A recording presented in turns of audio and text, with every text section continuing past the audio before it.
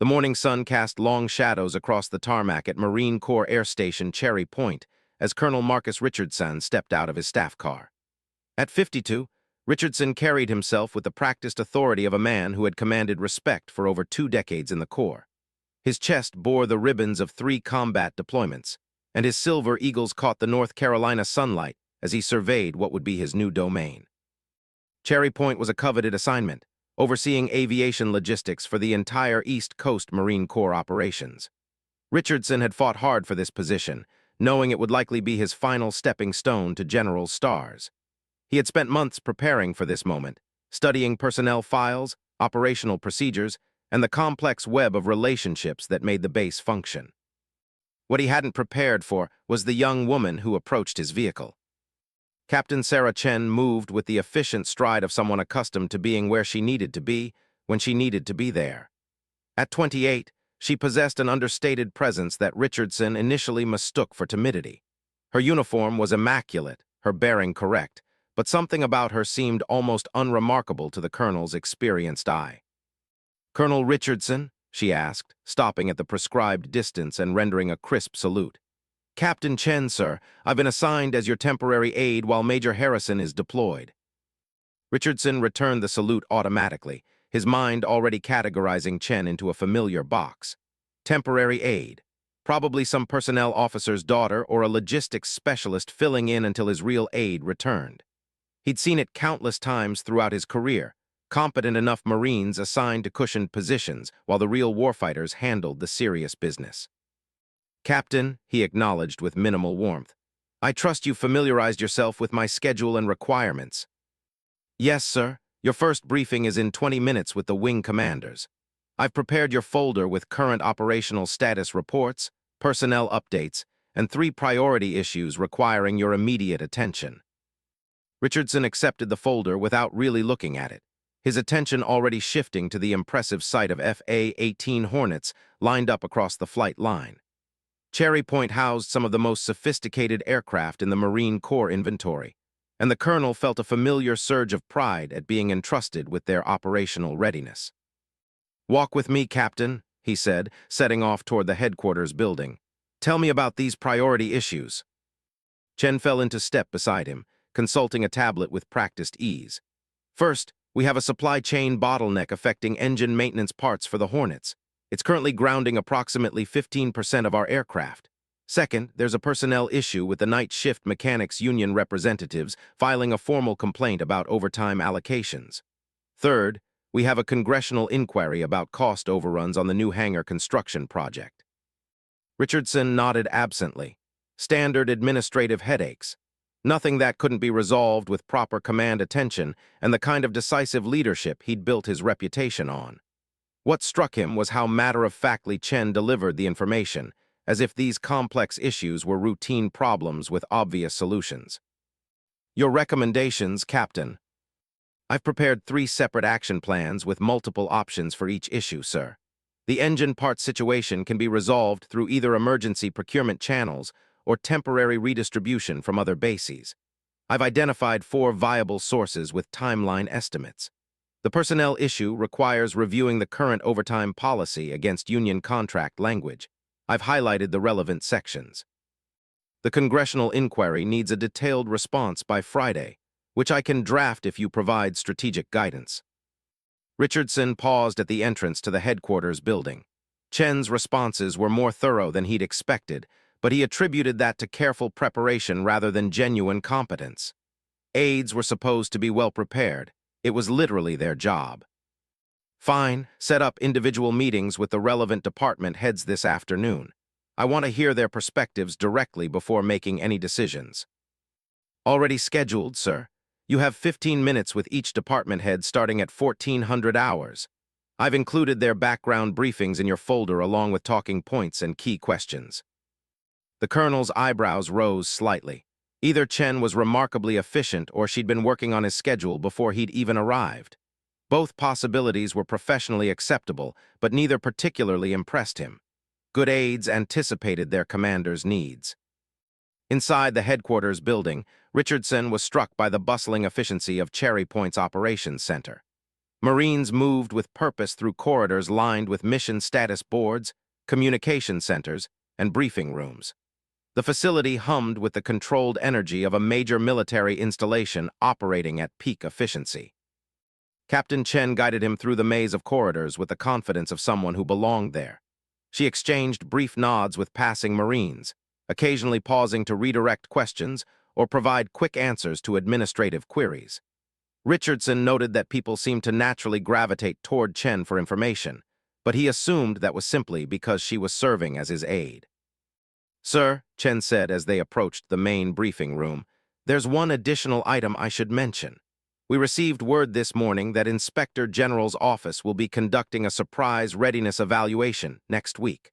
All departments have been notified to prepare for comprehensive reviews of their procedures and documentation." Richardson stopped walking.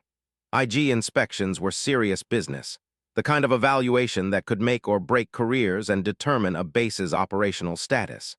The fact that Chen had mentioned it almost casually suggested she either didn't understand its significance or was remarkably composed under pressure. "How long have you known about this inspection, Captain?" "Approximately 3 hours, sir.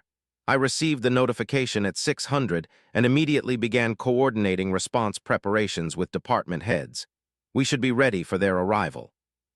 3 hours, Richardson's tone sharpened, "and you're just mentioning this now?" Chen's expression remained professionally neutral. "Sir, I prioritized ensuring that all departments had immediate notification and could begin preparations. I plan to brief you comprehensively after your initial meetings with the wing commanders, when you'd have full context for understanding the scope and implications." The response was logical, Richardson had to admit, but it also suggested that Captain Chen had made independent decisions about information flow and timing without consulting him. That kind of initiative could be valuable in a subordinate, but it also indicated a level of confidence that seemed incongruous with her apparent youth and position. They entered the briefing room where 3 lieutenant colonels were waiting, the commanders of Cherry Point's operational wings. Richardson recognized their types immediately: seasoned aviators with thousands of flight hours, combat experience, and the kind of professional competence that kept multi-million-dollar aircraft operational and mission-ready. "Gentlemen," Richardson announced, taking his position at the head of the conference table, "I'm Colonel Richardson, your new commanding officer. I'm here to ensure that Cherry Point maintains its reputation as the premier aviation logistics hub on the East Coast." The briefing that followed was comprehensive and professionally delivered. Each wing commander provided detailed status reports, operational challenges, and resource requirements. Richardson found himself impressed by the evident competence and readiness of his new command. Cherry Point was clearly a well-run installation with experienced leadership at every level. What struck him, however, was how frequently the wing commanders directed questions and comments toward Captain Chen. Not in a way that bypassed his authority, but with the kind of natural consultation that suggested established working relationships and mutual respect. "Captain Chen," Lieutenant Colonel Williams, the senior wing commander, asked during a discussion of maintenance schedules, "What's the current status on the hydraulic system upgrades for the Charlie Squadron birds?" Chen consulted her tablet briefly. 14 aircraft completed, 6 in progress, expected completion by Thursday morning. We're tracking 2 days ahead of the original timeline due to the additional contractor support you requested last month." "Outstanding. That puts us back on track for the readiness evaluation." Richardson noticed that Chen answered with specific details and timeline information without hesitation, suggesting either exceptional memory or extraordinarily thorough preparation. Both were admirable qualities in an aide, though he remained skeptical about her actual understanding of the complex technical issues involved. After the wing commanders departed, Richardson found himself alone with Chen in the briefing room. The morning's interactions had raised questions about his initial assessment of his temporary aide. She was clearly more competent than he'd first assumed, but competence was expected at this level. What puzzled him was the evident respect she commanded from senior officers who should have been focused on dealing with their new commanding officer. "Captain," he said, organizing his briefing materials, "tell me about your background. What's your primary military occupational specialty?" "Aviation logistics officer, sir. I've been at Cherry Point for 18 months, previously assigned to logistics operations at Quantico and deployment rotations in the Pacific Theater. Richardson nodded. Logistics officers were essential to aviation operations, though typically they worked behind the scenes coordinating supply chains and maintenance schedules. It explained Chen's familiarity with the technical details and administrative processes, though not the obvious respect from the wing commanders. And before the Corps, MIT, sir. Degrees in aerospace engineering and operations research, followed by officer candidate school and logistics training at Quantico. The MIT reference caught Richardson's attention. Massachusetts Institute of Technology wasn't the typical background for marine logistics officers, though it certainly explained Chen's analytical approach to problems and her facility with complex technical information. Aerospace engineering is an unusual path to logistics, Captain. Yes, sir. I was initially interested in aircraft design and systems optimization, but I discovered that I preferred the operational side, making sure that existing systems worked efficiently rather than designing new ones. Richardson considered this explanation. Engineers who chose operational roles over technical development usually possessed strong practical intelligence and problem-solving abilities. Combined with MIT credentials, it suggested that Captain Chen might be more formidable than her quiet demeanor indicated. Still, Richardson had commanded engineers before, and academic credentials didn't automatically translate to military leadership or judgment. Chen might be intelligent and well-educated, but that didn't necessarily make her an exceptional Marine or a valuable aide for a colonel preparing for general stars. The rest of the morning proceeded smoothly. Chen proved efficient at managing his schedule, providing relevant information, and facilitating meetings with department heads. Her briefing materials were thorough and well-organized, her recommendations were logical, and her administrative support was seamless. Yet Richardson couldn't shake the feeling that he was missing something important. The way Marines throughout the base interacted with Chen suggested relationships and influence that seemed disproportionate for a captain serving as a temporary aide. People sought her input, deferred to her judgment, and treated her suggestions with unusual seriousness. During lunch at the officers' club, Richardson decided to probe more deeply. Captain, you seem unusually well integrated into Cherry Point's operations for someone who's supposedly serving as a temporary aide. What exactly was your previous position here? Chen paused in her review of afternoon briefing materials.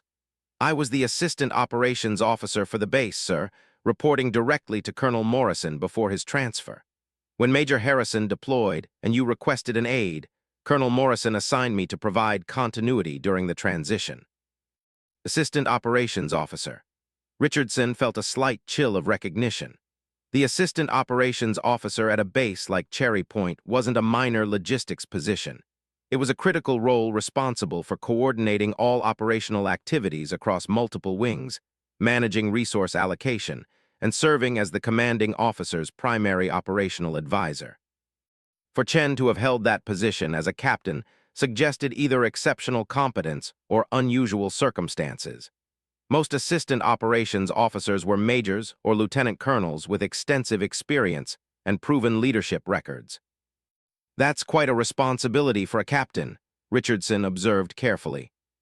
Colonel Morrison felt that the position required someone with specific technical expertise in aviation systems and logistics integration. My engineering background and operational experience made me a suitable candidate. The explanation was professional and modest, but Richardson detected something in Chen's tone that suggested there was more to the story. Colonel Morrison had been known throughout the Corps as a demanding leader who insisted on excellence from his subordinates. For him to have placed a captain in such a critical position indicated either desperate circumstances or extraordinary confidence in Chen's abilities. As the day progressed, Richardson found his initial assumptions about Captain Chen increasingly challenged by accumulating evidence of her competence and influence. During meetings with department heads, she provided insights that demonstrated comprehensive understanding of complex operational issues. When discussing budget allocations, she referenced specific line items and regulatory requirements with the precision of someone who had personally managed those processes. During technical discussions about aircraft maintenance, She asked questions that revealed detailed knowledge of systems engineering and operational constraints. Most significantly, Richardson noticed that senior NCOs and experienced officers consistently sought Chen's input on operational decisions. This wasn't the perfunctory consultation that might be extended to any aide, but the genuine respect accorded to someone whose judgment was valued and trusted. By late afternoon, Richardson realized that his assumptions about Captain Chen had been fundamentally flawed. She wasn't a temporary aide filling in during a deployment. She was a highly competent officer who had been temporarily reassigned to support his transition into command. The distinction was important because it meant that Cherry Point's operational success had been significantly dependent on Chen's contributions, and he had been unconsciously dismissing her value based on superficial impressions. The final meeting of the day involved a comprehensive review of Cherry Point's readiness for the upcoming Inspector General evaluation. As they sat in Richardson's new office reviewing preparation checklists and compliance documentation, Chen's expertise became impossible to ignore. "Sir," she said, highlighting sections of the IG evaluation criteria, "we have potential vulnerabilities in 3 areas. Our maintenance documentation has some gaps in the new digital reporting requirements. Our emergency response procedures need updating to reflect recent personnel changes, and our cybersecurity protocols require certification updates for the new communication systems." Richardson studied the evaluation framework Chen had prepared. It was comprehensive, detailed, and demonstrated thorough understanding of IG inspection procedures and current military standards. More importantly, it identified specific problems with practical solutions rather than vague administrative concerns. "Your recommendations." "I can coordinate the maintenance documentation updates with Chief Warrant Officer Torres. He's familiar with the digital requirements and can implement compliance procedures by Wednesday. For emergency response, we need to conduct a tabletop exercise with updated personnel assignments, which I can schedule for Thursday morning. The cybersecurity certifications require coordination with the information systems officer, but I've already confirmed that we can complete those by Friday." Richardson looked up from the documents. "You've already confirmed the timeline for cybersecurity certification?" "Yes, sir. I contacted Major Peterson this morning after receiving the IG notification. He had been expecting this requirement and has the necessary updates ready for implementation." Once again, Chen had anticipated requirements and taken initiative to coordinate solutions before being specifically directed. Richardson was beginning to understand that his temporary aide possessed the kind of operational instincts and professional relationships that were typically associated with much more senior officers. As evening approached and the base settled into its night operational rhythm, Richardson found himself reconsidering everything he thought he knew about Captain Sarah Chen. His initial assessment had been based on superficial impressions and unconscious biases rather than careful observation of her actual performance and capabilities. The evidence was overwhelming. Chen was an exceptionally competent officer who commanded genuine respect from throughout Cherry Point's command structure. Her technical expertise, operational judgment, and administrative efficiency were evident in every interaction Richardson had observed. What disturbed him was recognizing how readily he had dismissed her based on assumptions about age, position, and appearance. Richardson prided himself on being a professional who evaluated subordinates based on performance rather than prejudice. Yet he had spent an entire day unconsciously underestimating someone who was clearly more capable than many officers of significantly higher rank. As he prepared to leave the office, Richardson realized that tomorrow would require a fundamental adjustment in how he approached working with Captain Chen. She wasn't just a temporary aide to be managed and directed. She was a valuable officer whose expertise and judgment could significantly influence Cherry Point's operational success. The question that troubled him as he drove home was how many other assumptions about his new command might be equally flawed, and what other opportunities he might be missing because of preconceived notions about people and situations he didn't yet fully understand. Richardson had built his career on the principle that effective command required accurate assessment of people and circumstances. Cherry Point was teaching him that even experienced leaders could be blind to capabilities that didn't match their expectations, and that real leadership sometimes meant recognizing when subordinates possessed expertise that exceeded their commander's initial judgment. Tomorrow, he decided, he would approach Captain Chen not as a temporary aide to be managed, but as a professional colleague whose insights and recommendations deserved serious consideration. It was a small adjustment in perspective, but Richardson suspected it would prove to be a significant step toward understanding what made Cherry Point function so effectively. The next morning arrived with an emergency that would test everything Colonel Richardson thought he knew about military crisis management and Captain Chen's actual capabilities. At 5:30 hours, Richardson's phone rang with the sharp urgency that every commanding officer dreaded. Chief Warrant Officer Tor's voice was tense but controlled. "Colonel, we have a situation. One of our FA-18s developed mechanical failure during night training operations. The aircraft made an emergency landing at Norfolk, but we've got a bigger problem. The failure appears to be related to the hydraulic system upgrades, which means we potentially have 14 other aircraft with the same vulnerability." Richardson was fully awake instantly. Mechanical failures that affected multiple aircraft could ground entire squadrons and compromise mission readiness across the East Coast. With the IG inspection approaching, any systematic problem could have catastrophic consequences for Cherry Point's operational status. "I'm on my way," Richardson said, already reaching for his uniform. "Brief me fully when I arrive." "Sir," Torres continued, "Captain Chen is already here coordinating with Norfolk and the accident investigation team. She's been working the problem since 400. Richardson paused. It was barely past dawn, yet Chen was already at the base managing a crisis that he was just learning about. Either she had been notified before him, which would be unusual, or she had taken initiative that went well beyond normal aid responsibilities. When Richardson arrived at Cherry Point 20 minutes later, he found the operations center humming with controlled urgency. Marines moved between workstations coordinating with multiple bases. Aircraft maintenance crews were conducting emergency inspections, and communication specialists maintained constant contact with Norfolk regarding the disabled aircraft. At the center of this organized chaos was Captain Chen. She stood before a large display screen showing aircraft status, maintenance schedules, and inspection protocols, directing a complex coordination effort that involved multiple bases, technical specialists, and command authorities. What struck Richardson immediately was that everyone in the room, including senior NCOs and experienced officers, was taking direction from Chen without hesitation or confusion. "Captain," Richardson announced his presence as he approached the central workstation. Chen turned and rendered a quick salute. "Colonel, here's the current situation. Aircraft 2147 experienced complete hydraulic system failure during a routine training mission at 3:47 hours. The pilot executed emergency procedures and landed safely at Norfolk with no injuries.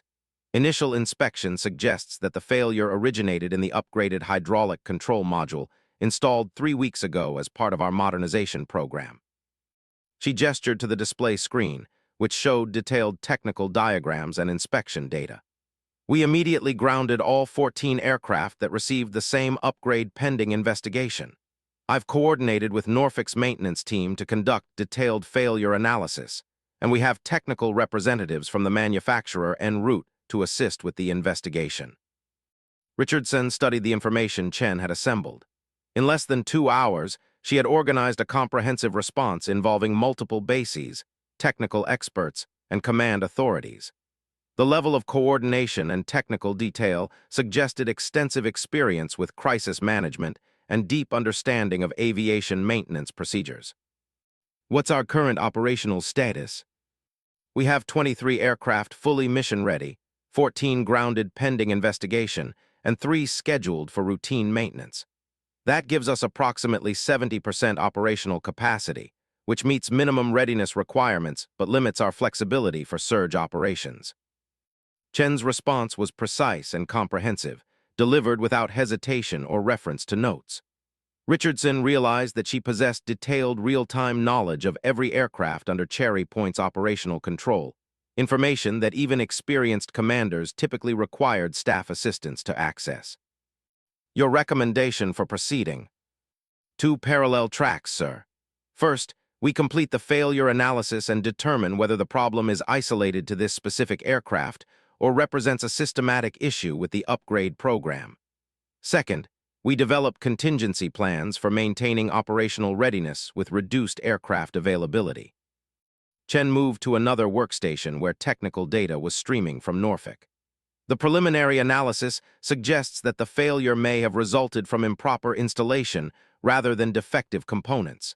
If that's confirmed, we can resume operations with the upgraded aircraft after conducting installation verification inspections.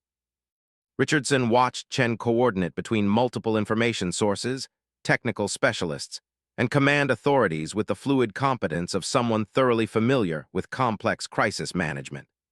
Her responses to questions were immediate and authoritative.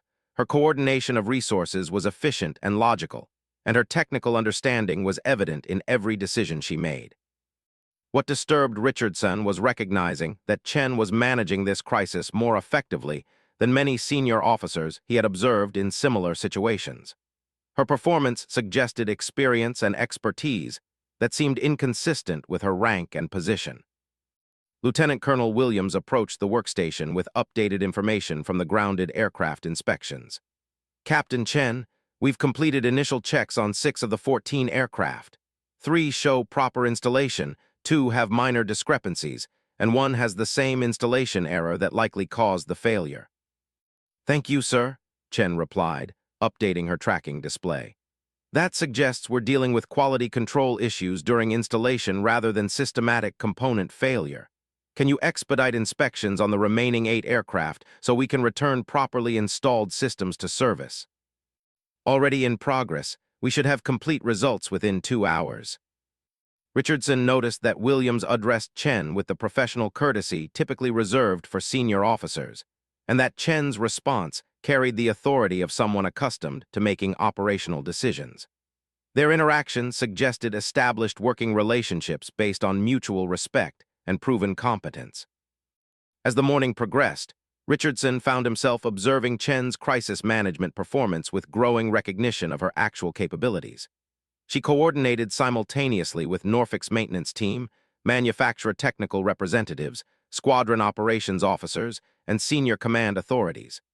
Her decisions were decisive and well-informed, her resource allocation was efficient, and her communication was clear and comprehensive. Most significantly, Richardson realized that Chen was operating independently rather than seeking his guidance or approval for tactical decisions. She briefed him regularly on developments and sought his input on strategic questions, but she managed the operational details with the confidence of someone who possessed both authority and expertise. When the manufacturer's technical representative arrived at mid-morning, Richardson observed Chen's interaction with the civilian expert with particular interest. The representative was a senior engineer with decades of experience in military aviation hydraulics, yet Chen engaged with him as a professional equal rather than a subordinate seeking guidance. "Dr. Patterson," Chen said, introducing the technical representative to the maintenance team, "we've isolated the failure to improper installation of the control module interface. Our preliminary analysis suggests that the installation procedures may need clarification to prevent future occurrences." Dr. Patterson reviewed the failure data Chen had compiled. "Captain, this is excellent analysis. You've identified the exact failure mechanism and documented the installation discrepancies comprehensively. Based on this information, I can confirm that the problem is procedural rather than systematic, and I can provide updated installation guidance that will prevent future failures." Richardson watched this exchange with recognition that Chen was operating at a technical level that impressed a civilian expert with extensive professional experience. Her analysis was sophisticated, her documentation was thorough, and her conclusions were accurate. More importantly, Dr. Patterson treated Chen with the professional respect typically accorded to senior technical specialists, suggesting that her expertise was recognized beyond Cherry Point's command structure. By noon, Chen had successfully resolved the crisis. The failure analysis was complete, corrective procedures were implemented, and 12 of the 14 grounded aircraft were returned to operational status. The remaining 2 aircraft required minor repairs but would be mission-ready within 24 hours. Throughout the crisis, Chen had coordinated resources efficiently, communicated effectively with multiple authorities, and made technical decisions that proved accurate and well-informed. Her performance was exceptional by any standard Richardson could apply. As the operations center returned to normal activity, Richardson requested a private briefing in his office. He needed to understand how Captain Chen had developed the expertise and authority she had demonstrated throughout the morning. "Captain," he began once they were seated in his office, "your performance during this morning's crisis was exceptional. You managed complex coordination, made sophisticated technical decisions, and demonstrated expertise that seems unusual for an officer in your position." Chen maintained her professionally neutral expression. "Thank you, sir. Crisis management is part of operational readiness, and Cherry Point has excellent personnel and procedures that make coordination efficient." Richardson recognized that Chen was deflecting credit toward institutional capabilities rather than personal competence, a diplomatic response that avoided appearing presumptuous while acknowledging the collaborative nature of military operations. "Captain, I need to ask directly, what is your actual role here at Cherry Point? Yesterday you mentioned that you were Assistant Operations Officer before being assigned as my aide, but your performance suggests responsibilities and expertise that go well beyond typical assistant positions." Chen paused briefly before responding. "Sir, Colonel Morrison assigned me broad operational oversight responsibilities because of my technical background and familiarity with Cherry Point systems. My role evolved to include crisis coordination, technical liaison duties, and operational planning support." Richardson studied Chen's carefully neutral expression. Her answer was professionally appropriate but vague about the actual scope of her responsibilities. He suspected that she was understating her role to avoid appearing to challenge his authority or create awkward command relationships. "Captain, I'm going to ask you a direct question, and I want a direct answer. Are you currently serving as my aide, or are you an experienced operational officer who has been temporarily assigned to provide transition support while maintaining your normal duties?" Chen's expression shifted slightly, acknowledging the directness of the question. "Sir, I am an operational officer with significant responsibilities for Cherry Point's day-to-day functions. Colonel Morrison assigned me to support your transition because my knowledge of current operations and established relationships could facilitate continuity during the command change." The admission confirmed Richardson's growing suspicion that he had fundamentally misunderstood Chen's position and capabilities. She wasn't a temporary aide filling in during a deployment. She was a key operational officer who had been assigned to help him understand and integrate into Cherry Point's command structure. "Why didn't you clarify this yesterday when I made assumptions about your role?" "Sir, I believed it was more important to provide effective support than to correct misperceptions about my background. Your needs during transition were my priority, regardless of how you understood my position." Richardson recognized the diplomatic wisdom in Chen's approach, but it also indicated a level of professional maturity that impressed him. Rather than asserting her credentials or correcting his misassumptions, Chen had focused on providing effective support and allowing her competence to become evident through performance. "Captain, I owe you an apology. I made assumptions yesterday that were unfair and inaccurate. Your performance this morning demonstrates capabilities and expertise that I failed to recognize." "No apology necessary, sir. First impressions are natural, and effective working relationships develop through shared experience." Richardson appreciated Chen's gracious response, but he realized that his initial assessment had potentially compromised his ability to effectively utilize one of Cherry Point's most capable officers. Understanding Chen's actual role and capabilities would be crucial for successfully commanding the base. "Tell me about your specific responsibilities at Cherry Point. I need to understand what you actually do here."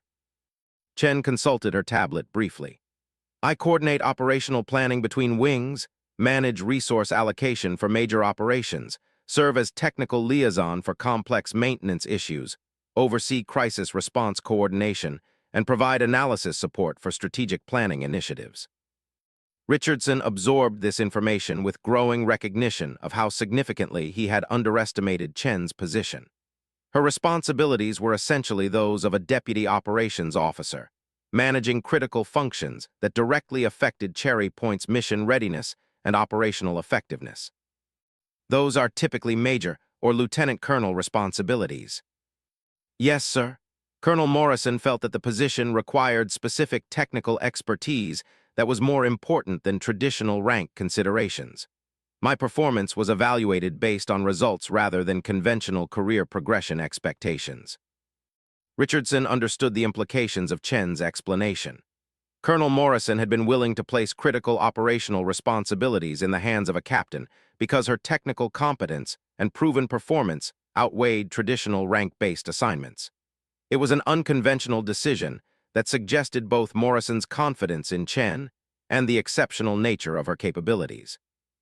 As the afternoon continued, Richardson found himself reassessing everything he thought he understood about Cherry Point's operations and command structure. Captain Chen wasn't just a competent aide.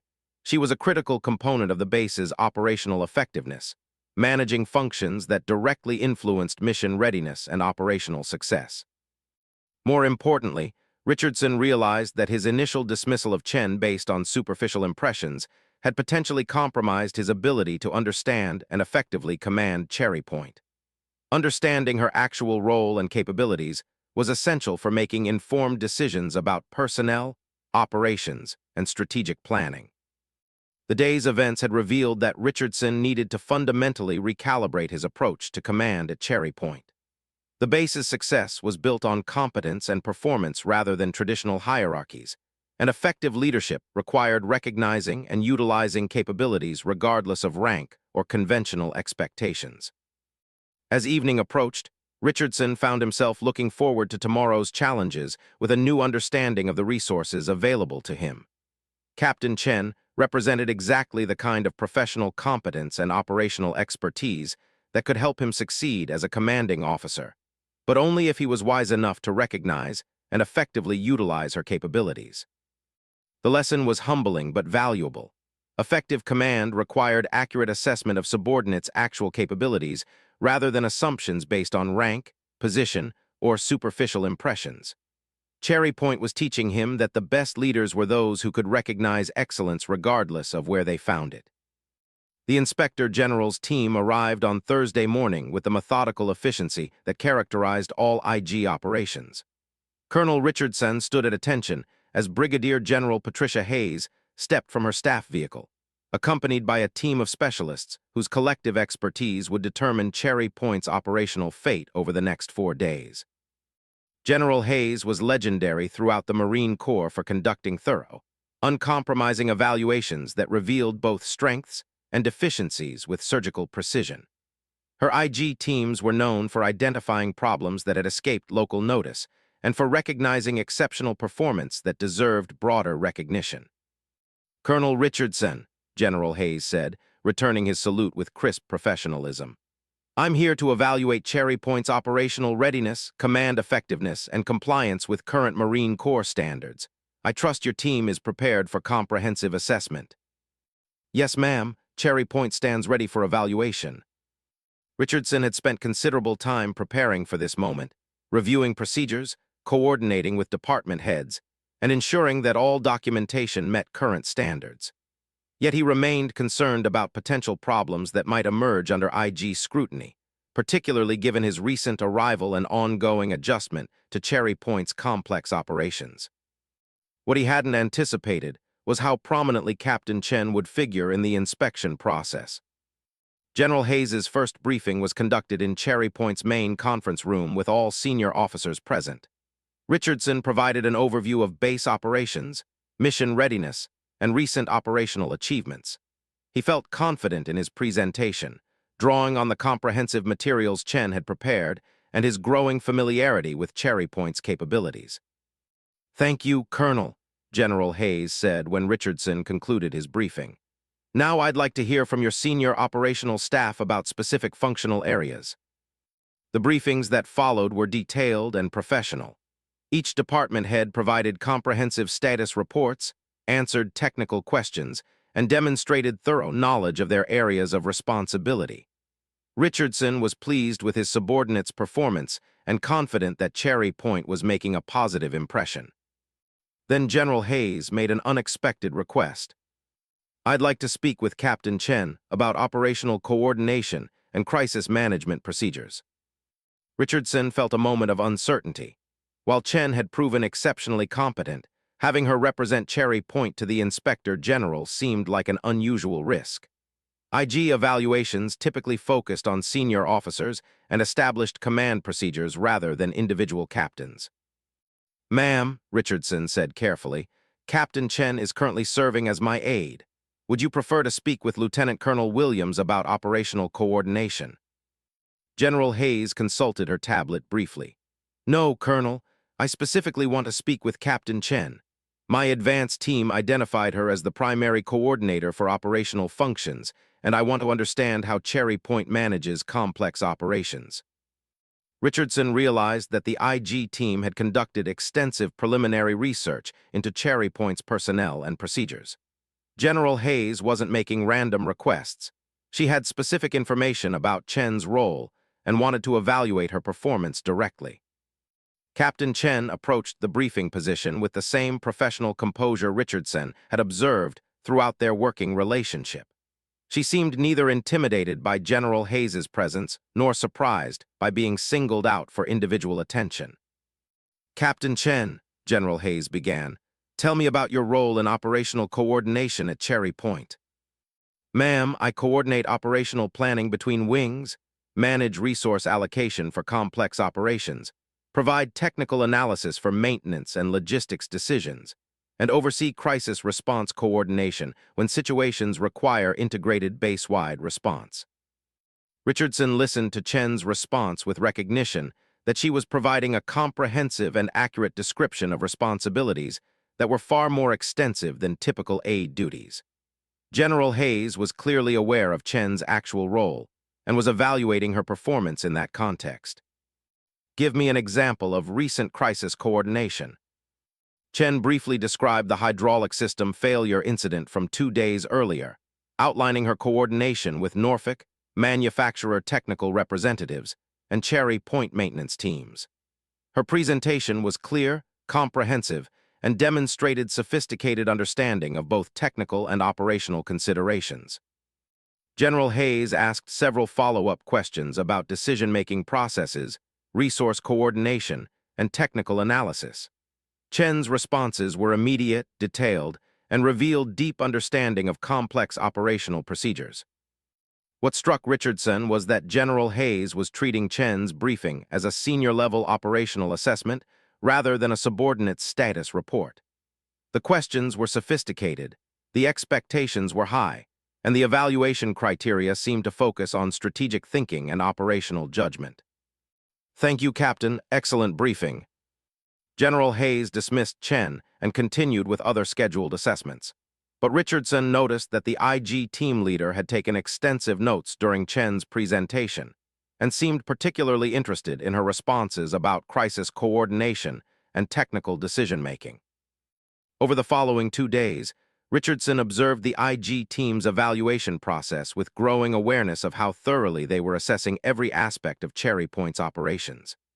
General Hayes and her specialists examined maintenance procedures, reviewed documentation, interviewed personnel at all levels, and conducted detailed assessments of operational readiness across all functional areas.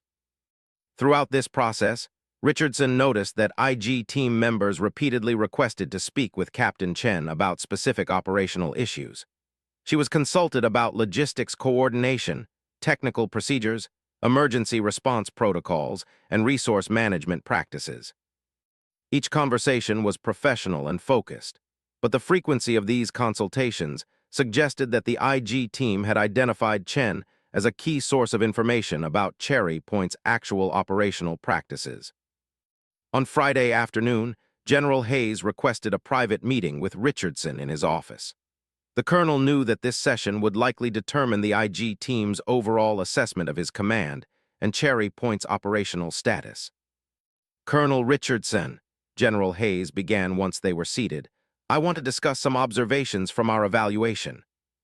Richardson prepared himself for criticism or identification of deficiencies that would require corrective action. IG evaluations typically identified areas for improvement, and he hoped that any problems would be manageable and correctable. "First, let me say that Cherry Point demonstrates exceptional operational readiness and professional competence. Your base meets or exceeds Marine Corps standards in all evaluated areas, and several of your procedures represent best practices that should be implemented Corps-wide. Richardson felt relief mixed with pride. Cherry Point was clearly performing well under IG scrutiny, validating the excellent work done by his predecessors and current personnel. However, General Hayes continued, I have some concerns about command relationships and personnel utilization that I want to address directly. Richardson's attention sharpened.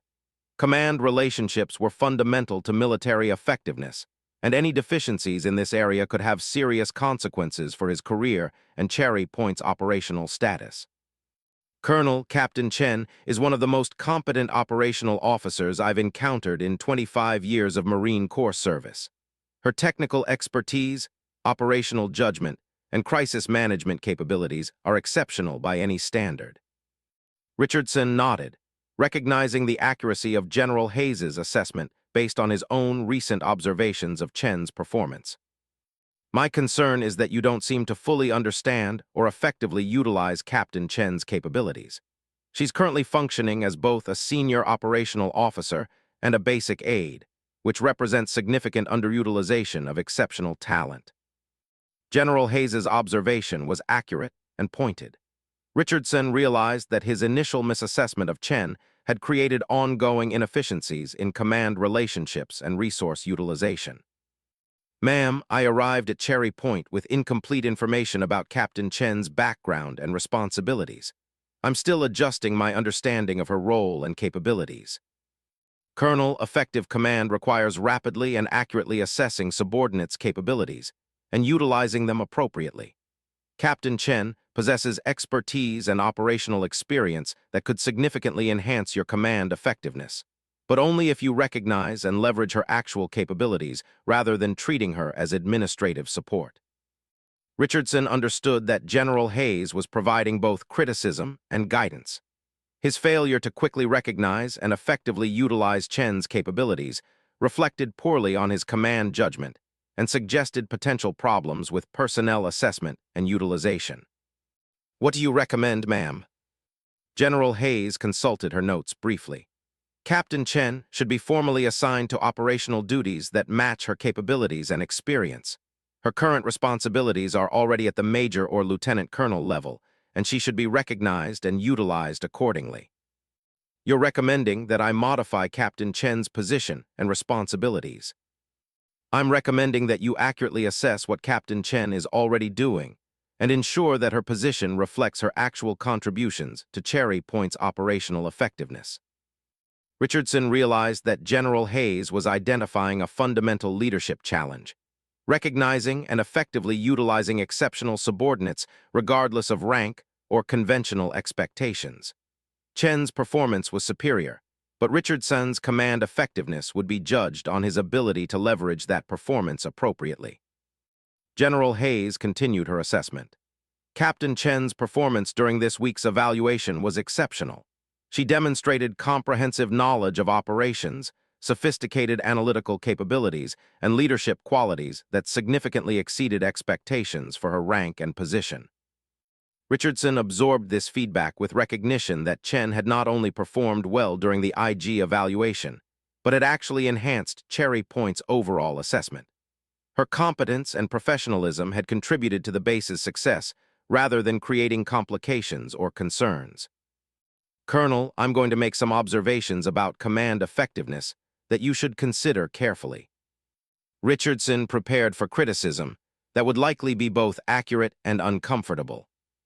The best commanding officers are those who can identify exceptional subordinates and create conditions that allow them to contribute maximally to mission success. Captain Chen represents exactly the kind of talent that separates good commands from exceptional commands. General Hayes paused to ensure Richardson was following her reasoning. However, exceptional subordinates can only contribute effectively when their commanding officers understand their capabilities and create appropriate opportunities for them to utilize those capabilities. Right now, you're underutilizing one of your most valuable assets. Richardson recognized the validity of General Hayes's assessment. Chen's capabilities were evident, but his command effectiveness would depend on how skillfully he leveraged those capabilities to enhance Cherry Point's operational success. What specific changes do you recommend? First, formally recognize Captain Chen's operational responsibilities and ensure that her position accurately reflects her actual duties and authority. Second, include her in strategic planning and decision-making processes where her expertise can contribute to better outcomes. Third, consider her for advancement opportunities that match her demonstrated performance rather than conventional rank progression expectations. General Hayes's recommendations were comprehensive and focused on maximizing Chen's contributions to Cherry Point's success. They also represented a test of Richardson's ability to adapt his leadership approach based on accurate assessment of subordinates' capabilities. Ma'am, I appreciate your guidance. I will implement appropriate changes to ensure that Captain Chen's position and responsibilities accurately reflect her contributions and capabilities. Colonel, this isn't just about Captain Chen. Effective command requires the ability to identify and utilize exceptional talent wherever you find it. Cherry Point's success depends on your ability to leverage the capabilities of all your subordinates appropriately. Richardson understood that General Hayes was providing broader leadership guidance that extended beyond the specific situation with Chen. Command effectiveness required accurate personnel assessment, appropriate resource utilization, and adaptive leadership that could recognize excellence regardless of rank or conventional expectations. As the meeting concluded, Richardson found himself reflecting on the week's events with new understanding of both his successes and failures as a commanding officer. Cherry Point had performed well during the IG evaluation, demonstrating operational readiness and professional competence that exceeded Marine Corps standards. However, Richardson had also learned that effective command required more than maintaining existing standards. It required recognizing and maximizing the potential of exceptional subordinates like Captain Chen. His initial misassessment of her capabilities had limited his effectiveness as a leader and potentially reduced Cherry Point's operational potential. The IG evaluation had provided valuable feedback about both Cherry Point's strengths and Richardson's areas for improvement as a commanding officer. Most importantly, it had identified specific opportunities for enhancing command effectiveness through better utilization of exceptional talent. That evening, as Richardson reviewed General Hayes's recommendations and considered appropriate responses, he realized that the past week had been a crucial learning experience in adaptive leadership and personnel assessment. Cherry Point was teaching him that the best commanders were those who could recognize excellence regardless of where they found it and create conditions that allowed exceptional subordinates to contribute maximally to mission success.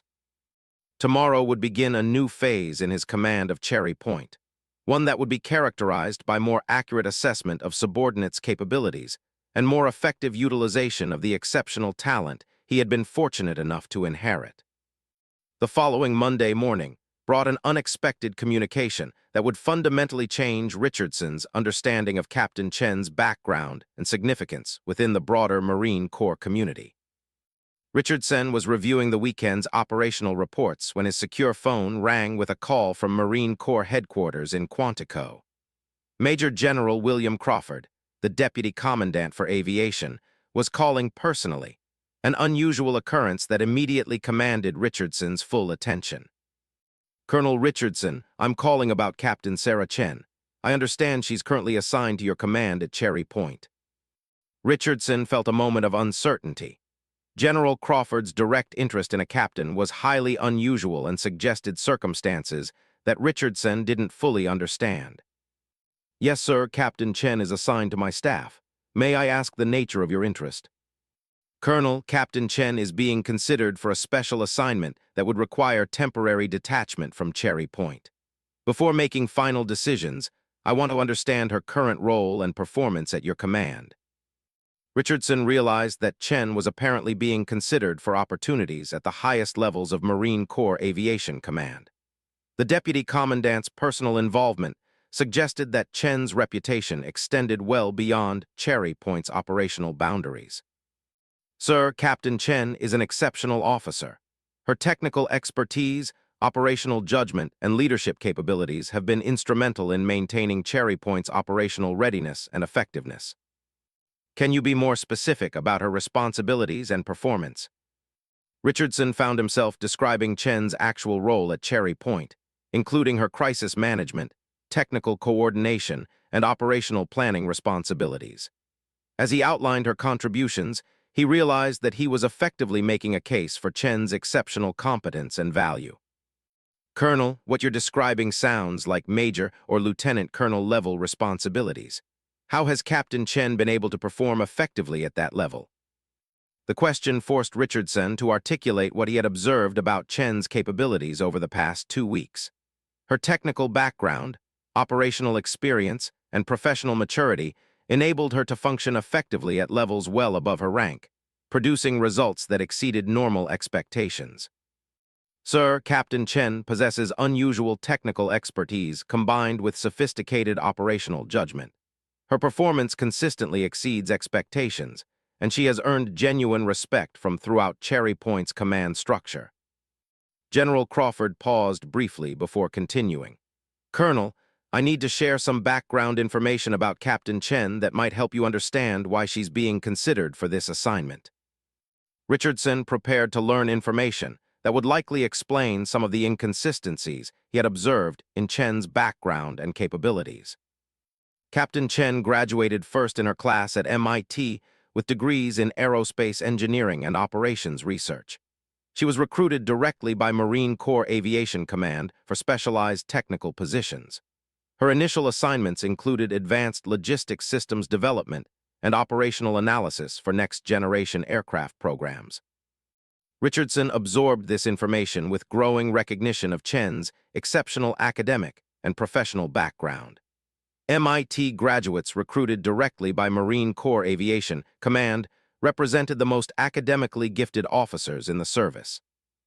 Her assignment to Cherry Point was specifically designed to provide operational experience in aviation logistics and crisis management.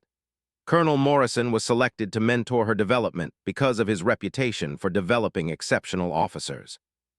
General Crawford's explanation revealed that Chen's assignment to Cherry Point was part of a carefully planned career development program rather than routine personnel placement.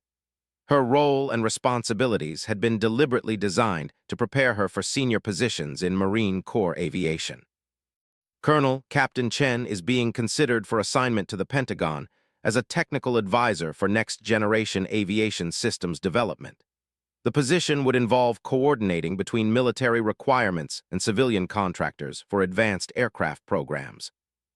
Richardson understood that Chen was being considered for the kind of high-level technical position typically reserved for much more senior officers. The assignment would place her at the center of critical decisions affecting the future of Marine Corps aviation. What timeline are you considering for this assignment, sir? The position would begin in approximately 6 months, which would allow time for transition planning at Cherry Point and preparation for her new responsibilities. Richardson realized that Chen's departure would represent a significant loss for Cherry Point's operational capabilities. Her expertise and institutional knowledge would be difficult to replace, and her contributions had been more significant than he had initially understood. Sir, I want to emphasize that Captain Chen's contributions to Cherry Point have been exceptional. Her departure would represent a significant challenge for maintaining our current operational effectiveness. I appreciate your assessment, Colonel. However, Captain Chen's talents are needed at the strategic level where her technical expertise can influence broader Marine Corps capabilities. This assignment represents appropriate utilization of her unique qualifications. General Crawford's response highlighted a fundamental principle of military personnel management. Exceptional officers were eventually assigned to positions where their capabilities could have maximum impact on organizational effectiveness, regardless of local command preferences. After the call concluded, Richardson found himself reconsidering everything he thought he understood about Captain Chen's background, assignment, and future prospects. She wasn't just an exceptionally competent captain. She was a carefully selected and developed officer being prepared for senior technical positions that would influence Marine Corps aviation strategy. The revelation explained many of the inconsistencies Richardson had observed. Chen's sophisticated technical knowledge, operational maturity, and professional confidence reflected careful selection and intensive development rather than ordinary career progression. Her assignment to Cherry Point had been a deliberate developmental experience rather than routine duty assignment. Most importantly, Richardson realized that his initial assessment of Chen had been fundamentally flawed not just in underestimating her current capabilities, but in failing to recognize the strategic significance of her career development and future potential. When Chen arrived for their regular morning briefing, Richardson decided to address the situation directly. "Captain, I just received a call from General Crawford about your potential assignment to the Pentagon. I think we need to discuss your background and career plans more comprehensively."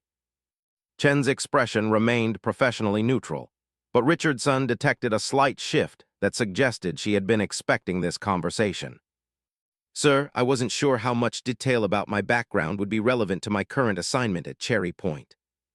"Captain, I need to understand your actual background, your career trajectory, and your future assignments so that I can make informed decisions about utilizing your capabilities effectively while you're assigned to my command." Chen consulted her tablet briefly, then looked directly at Richardson. "Sir, I was recruited directly from MIT by Marine Corps Aviation Command for specialized technical positions. My assignments have been designed to provide comprehensive experience in aviation logistics, operational analysis, and crisis management as preparation for senior technical positions." Richardson appreciated Chen's direct response, but he realized that he needed more comprehensive information to understand her actual situation and potential. "Tell me about your career plans and this Pentagon assignment." The Pentagon position would involve technical coordination for next-generation aircraft development programs. I would serve as liaison between military requirements and civilian contractors, ensuring that new systems meet operational needs and integrate effectively with existing capabilities. Chen's description confirmed General Crawford's explanation while providing additional details about the sophisticated responsibilities she would assume. The position represented exactly the kind of high-level technical role that required both advanced technical education and comprehensive operational experience. "Captain, I have to ask, why didn't you provide this background information when I initially made assumptions about your role here?" Chen paused thoughtfully before responding. "Sir, I believed that my current performance and contributions were more important than my background or future assignments. I wanted to be evaluated based on my actual work rather than expectations about my credentials or career trajectory." Richardson recognized the wisdom in Chen's approach, though it had contributed to his initial misassessment of her significance. Her focus on current performance rather than past achievements or future potential demonstrated professional maturity and appropriate humility. "Captain, your background and career trajectory are relevant because they affect how I can best utilize your capabilities while you're assigned to Cherry Point. Understanding your development needs and preparation requirements for future assignments influences current assignment decisions." "Yes, sir. I apologize for not providing more comprehensive background information initially." Richardson realized that both he and Chen had made assumptions that had limited their effectiveness in working together. His assumptions about her background had led to underutilization of her capabilities, while her assumptions about appropriate professional modesty had prevented optimal coordination of developmental opportunities. "Captain, let's establish some new ground rules for our working relationship. I want regular briefings about your career development needs, your preparation requirements for future assignments, and any opportunities where Cherry Point can contribute to your professional development." "Thank you, sir. I appreciate the opportunity to coordinate more effectively on developmental planning." As they discussed Chen's background and career plans, Richardson found himself gaining new appreciation for the complexity of managing exceptional personnel. Chen represented the kind of carefully selected and developed talent that required sophisticated career management and strategic assignment planning. More importantly, Richardson realized that his effectiveness as a commanding officer would be judged partly on his ability to contribute positively to the development of exceptional subordinates like Chen. Her success would reflect on his leadership and mentoring capabilities, while her failure would suggest deficiencies in his command effectiveness. Over the following days, Richardson began implementing changes designed to better utilize Chen's capabilities and contribute to her professional development. He included her in strategic planning sessions, assigned her leadership responsibilities for major projects, and created opportunities for her to interact with senior officers and civilian technical experts. The results were immediate and impressive. Chen's contributions to strategic planning were sophisticated and insightful. Her project leadership was efficient and effective, and her interactions with senior personnel demonstrated the kind of professional competence that validated her selection for high-level assignments. Most importantly, Richardson found that properly utilizing Chen's capabilities significantly enhanced Cherry Point's operational effectiveness. Her technical expertise improved decision-making quality, her operational experience enhanced crisis response capabilities, and her analytical skills contributed to more effective resource allocation and strategic planning. By the end of the week, Richardson had gained new understanding of both Chen's exceptional capabilities and his own responsibilities for developing and utilizing exceptional subordinates. Effective command required recognizing talent, creating appropriate developmental opportunities, and ensuring that exceptional personnel were prepared for future assignments that would maximize their contributions to Marine Corps mission success. The experience had taught him that the best commanding officers were those who could identify and develop exceptional talent, creating conditions that allowed gifted subordinates to reach their full potential while contributing maximally to current operational effectiveness. As Richardson reflected on the past 3 weeks, he realized that Captain Chen had provided him with valuable lessons in leadership, personnel assessment, and strategic talent management that would influence his command effectiveness for years to come. Cherry Point had been more than a new assignment. It had been an opportunity to learn from one of the Marine Corps' most promising young officers about the complexities of modern military leadership and the importance of recognizing excellence wherever it appeared. 6 months later, Colonel Richardson stood in the same spot on Cherry Point's tarmac where he had first met Captain Chen. But this time he was saying goodbye to Major Sarah Chen as she prepared to depart for her Pentagon assignment. The promotion ceremony had taken place the previous week, with General Crawford personally presenting Chen with her Major's Oak Leaves in recognition of her exceptional performance and preparation for senior responsibilities. Richardson had provided the formal recommendation that contributed to her accelerated promotion, describing her contributions to Cherry Point's operational success in terms that left no doubt about her qualifications for advancement. The 6 months between that first morning and this final departure had transformed both Richardson's understanding of effective leadership and Cherry Point's operational capabilities. Working closely with Chen had taught Richardson lessons about personnel assessment, talent development, and strategic command that had fundamentally improved his effectiveness as a commanding officer. "Major Chen," Richardson said as they conducted their final official meeting, "I want to thank you for your exceptional service at Cherry Point and for the professional development opportunities you've provided me." Chen smiled at Richardson's characteristically direct acknowledgement of their professional relationship's impact on his own learning. Over the past months, they had developed a working relationship based on mutual respect, shared commitment to operational excellence, and Richardson's recognition of Chen's exceptional capabilities. "Colonel, working under your command has been an invaluable experience in operational leadership and strategic thinking.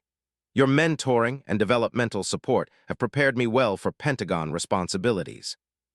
Richardson appreciated Chen's diplomatic response, though they both understood that their working relationship had been mutually beneficial rather than traditionally hierarchical. Chen had contributed as much to Richardson's professional development as he had provided guidance for her career advancement.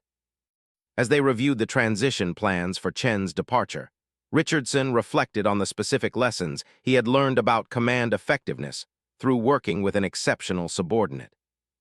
The first lesson had been about the importance of accurate initial assessment. Richardson's early assumptions about Chen based on superficial impressions had nearly prevented him from recognizing and utilizing one of Cherry Point's most valuable assets. Effective command required looking beyond rank, position, and appearance to identify actual capabilities and potential contributions. The second lesson had been about adaptive leadership.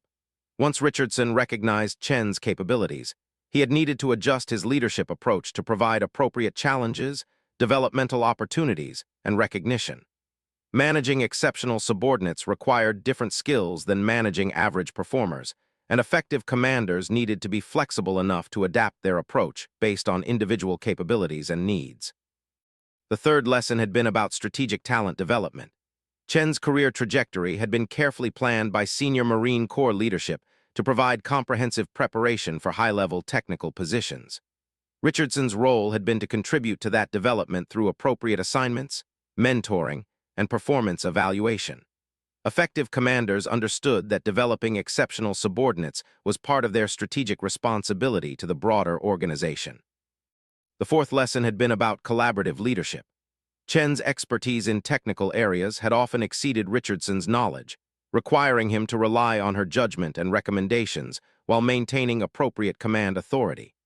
The most effective decisions had emerged from collaborative analysis that combined Richardson's operational experience with Chen's technical expertise and analytical capabilities. "Major," Richardson said as they concluded their transition planning, "I want to discuss your future career development and the opportunities available at the Pentagon." Chen consulted her tablet, which had become her characteristic gesture during serious discussions. "Sir, the Pentagon assignment will involve coordination between military requirements and contractor capabilities for next-generation aircraft systems. I'll be working directly with senior civilian engineers and military planners to ensure that new technologies meet operational needs."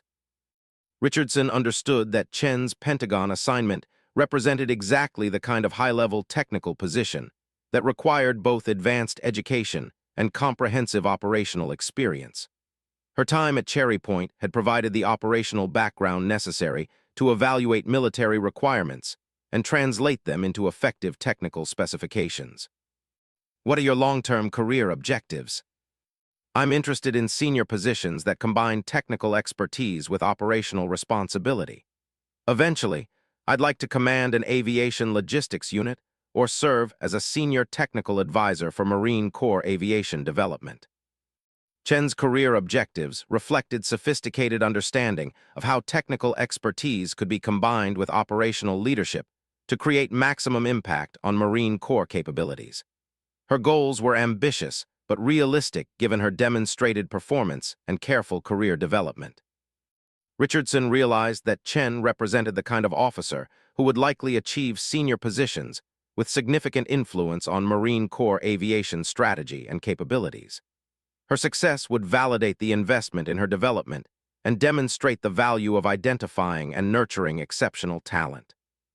"Major, I want to provide some observations about leadership and career development based on our working relationship." Chen's attention sharpened, recognizing that Richardson was offering mentoring guidance based on their shared experience. "First, your technical expertise is exceptional, but your leadership capabilities are equally impressive. Don't allow others to categorize you as purely technical talent. You have the operational judgment and strategic thinking skills necessary for senior command positions." Richardson had observed Chen's leadership capabilities during crisis management, project coordination, and strategic planning activities. Her ability to inspire confidence, coordinate resources, and make difficult decisions under pressure demonstrated leadership potential that extended well beyond technical specialization. Second, continue developing your communication and diplomatic skills. Pentagon assignments require the ability to work effectively with civilian contractors, congressional staff, and senior military leaders with diverse backgrounds and priorities. Your technical credibility will open doors, but your communication skills will determine your effectiveness in influencing decisions. Chen's time at Cherry Point had provided extensive experience in coordinating with diverse groups and communicating technical information to non-technical audiences. Richardson had watched her develop these skills through interactions with wing commanders, civilian contractors, and visiting officials. Third, seek assignments that provide comprehensive operational experience in addition to technical responsibilities. Your Pentagon assignment will be valuable for understanding strategic decision-making, but you'll eventually need command experience to reach senior positions. Richardson understood that Chen's career development required balancing technical specialization with traditional military leadership experience. The most effective senior officers combined technical expertise with proven command capabilities. Thank you, sir. I appreciate your guidance and mentoring throughout my assignment here. As their final meeting concluded, Richardson found himself reflecting on the broader implications of his experience with Chen for his future command responsibilities. Leading exceptional subordinates required different skills than managing average performers, and the lessons he had learned would influence his approach to personnel assessment and development for the remainder of his career.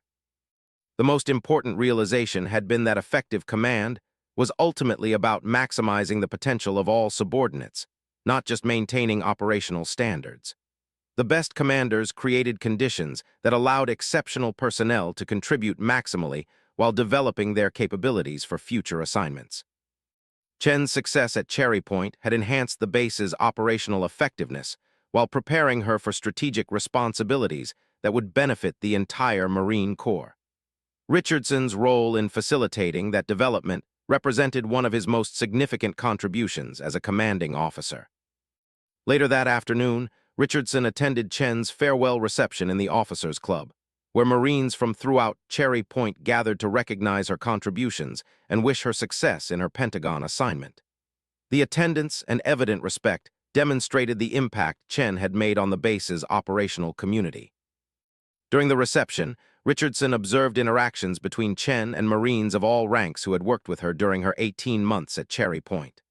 The conversations revealed that Chen had influenced far more people than Richardson had initially realized, providing technical guidance, operational support, and professional mentoring that had enhanced capabilities throughout the base.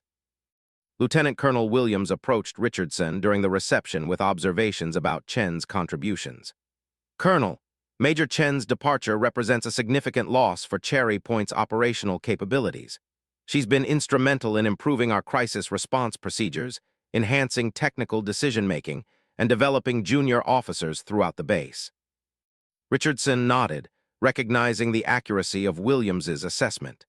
Chen's influence had extended well beyond her formal responsibilities, creating positive impacts that would continue benefiting Cherry Point long after her departure. Her replacement will have significant challenges in maintaining the continuity she's provided, Williams continued. Major Chen had institutional knowledge and technical expertise that will be difficult to replicate. Richardson understood Williams's concerns, but he also recognized that Chen's departure created opportunities for other Marines to develop capabilities and assume greater responsibilities. Effective succession planning required distributing critical knowledge and capabilities rather than depending on exceptional individuals. As the reception concluded and Marines began departing, Richardson found himself in a brief private conversation with Chen about their working relationship and its impact on both their professional development. "Major, our working relationship has taught me important lessons about leadership, personnel assessment, and talent development that will influence my command effectiveness for years to come." Chen's response was characteristically thoughtful and diplomatic. "Sir, your mentoring and developmental support have provided me with invaluable preparation for senior responsibilities. Your willingness to recognize capabilities and provide appropriate challenges has been essential for my professional growth." Richardson appreciated Chen's acknowledgement of his contributions to her development, though he recognized that the relationship had been mutually beneficial. Learning to effectively lead an exceptional subordinate had enhanced his own capabilities as a commanding officer. "Major, I have one final observation about leadership that I want to share." Chen's attention focused completely on Richardson's words, recognizing that he was providing concluding guidance based on their shared experience. "The best leaders are those who can recognize and develop exceptional talent regardless of where they find it. Your success validates the importance of looking beyond superficial impressions to identify actual capabilities and potential contributions." Richardson paused to ensure Chen understood the broader implications of his observation. "As you assume senior positions, remember that exceptional subordinates are resources to be developed and utilized rather than threats to be managed or contained. The officers who will succeed you deserve the same developmental opportunities and recognition that you've received." Chen nodded, understanding that Richardson was providing guidance about her future responsibilities for developing other exceptional Marines who would follow similar career paths. As Chen departed Cherry Point the following morning, Richardson stood again on the tarmac reflecting on the lessons learned during their 6 months of working together. The experience had fundamentally changed his understanding of effective leadership, personnel assessment, and strategic talent development. Most importantly, Richardson had learned that the best commanding officers were those who could identify and nurture exceptional talent, creating conditions that allowed gifted subordinates to reach their full potential while contributing maximally to organizational success. Cherry Point continued its mission with the same operational excellence that had characterized the base before Chen's arrival, but Richardson approached his command responsibilities with enhanced understanding of how to recognize, develop, and utilize exceptional talent wherever he encountered it. The lessons learned from Captain Chen, now Major Chen, would influence Richardson's leadership approach for the remainder of his career, ensuring that he would be prepared to recognize and develop other exceptional subordinates who deserved the same opportunities for growth and contribution that had characterized their successful working relationship. 6 months after his arrival at Cherry Point, Colonel Richardson had evolved from an officer who made assumptions based on superficial impressions to a leader who understood that exceptional talent could appear in unexpected forms and deserved recognition, development, and appropriate utilization regardless of rank, position, or conventional expectations. The transformation had made him a better commanding officer and had prepared Major Chen for strategic responsibilities that would benefit the entire Marine Corps, exactly the kind of mutually beneficial professional development that characterized the most effective military organizations.